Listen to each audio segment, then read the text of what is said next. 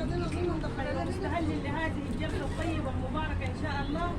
آية من الذكر الحكيم والشيخ بدر الدين يلهمنا بآيات بينات إن شاء الله.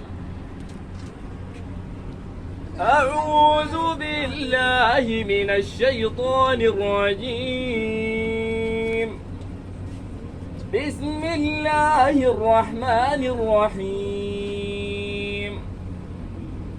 كافها يا عين صاد. ذكر رحمة ربك عبده زكريا إذ نادى ربه نداء خفيا قال رب إني وهن العظم مني واشتعل الرأس شيبا ولم أكن بدعائك رب شقيا وإني خفت الموالي من ورائي وكانت امرأتي عاقرا فهب لي من لدنك وليا يرثني ويرث من آل يعقوب واجعله ربي رضيا. يا زكريا إنا نبشرك بغلام اسمه يحيى لم نجعل له من قبل سميا قال رب أنى يكون لي غلام وكانت امرأتي عاقرا وقد بلغت من الكبر عتيا قال كذلك قال ربك هو علي هين وقد خلقتك من قبل ولم تك شيئا قال رب اجعل لي آية قال آيتك ألا تكلم الناس 3 ليال سويا فخرج على قومه من المحراب فأوحى إليهم أن سبحوه بكرة وعشيا يا يحيى خذ الكتاب بقوة وآتيناه الحكم صبيا وحنانا من لدنا وزكاة وكان تقيا.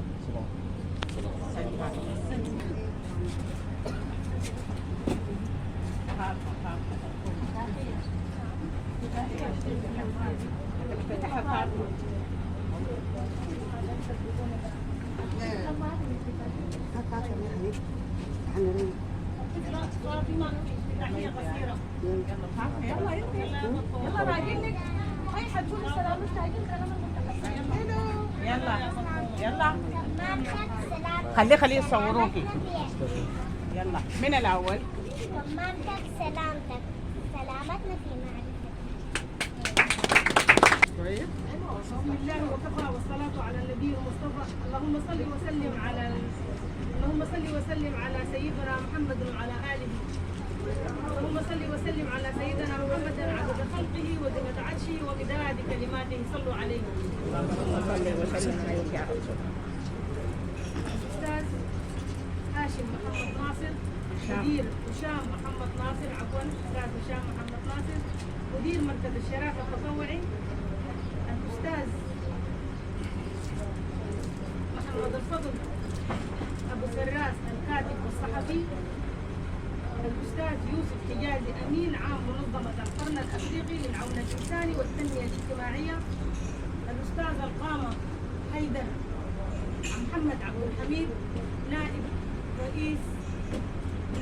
رئيس مبادرة سلامتنا في معرفتنا والعضو فز الإخوة الإعلاميين أخواتي عضوات منظمة سلامتنا في معرفتنا الأخوات أمينات المنظمات الطوعية النسبية الأخت النوبة لك الحضور ولك التحية الجمع الكريم. السلام عليكم ورحمة الله تعالى وبركاته.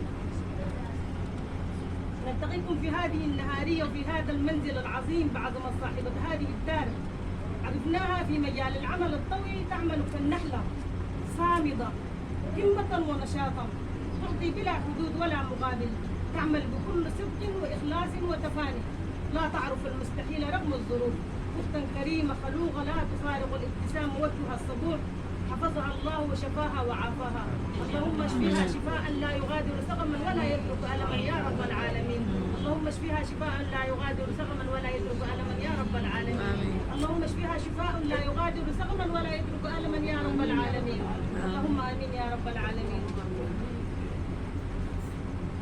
سلامتنا في معرفتنا.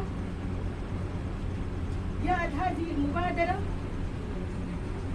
في إطار البرنامج التدريبي للرخصة الدولية، وشاركت في إقامة محاضرات وسيمينارات دعوية في سيمينارات ومحاضرات إرشادية للأسر عن السلامة المنزلية وتزويدهم بالسلامة وتوضيح السلامة الواجبة واتباع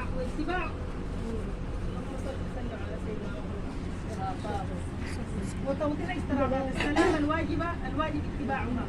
الأستاذ حيدر محمد عبد الحميد، الرجل الفذ قائد المبادرة الذي صال وجال بالمبادرة في كل ولايات، في بعض ولايات السودان، وها نحن اليوم في هذا البرنامج.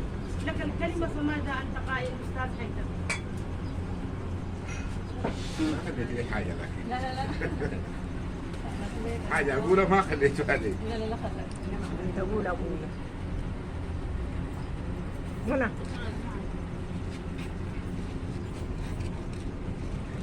شوية زي حيوان.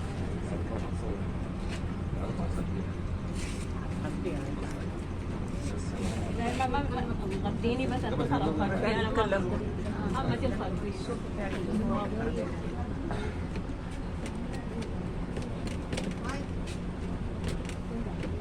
بسم الله الرحمن الرحيم، والصلاة والسلام على سيدنا محمد صلى الله عليه وسلم.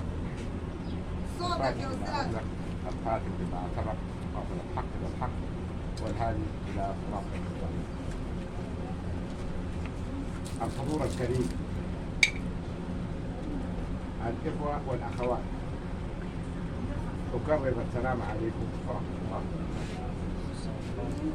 في البدء نشكر لكم استجابتكم الكريمة لحضوركم حفلنا هذا لتكريم الرائدة الغامة صاحبة الفضل في العون الإنساني. هذا الحفل المتواضع في محتواه طيب في معناه، ومشاركتكم لنا هذا اليوم العظيم وهو يوم الوفاء بأحلى العطاء.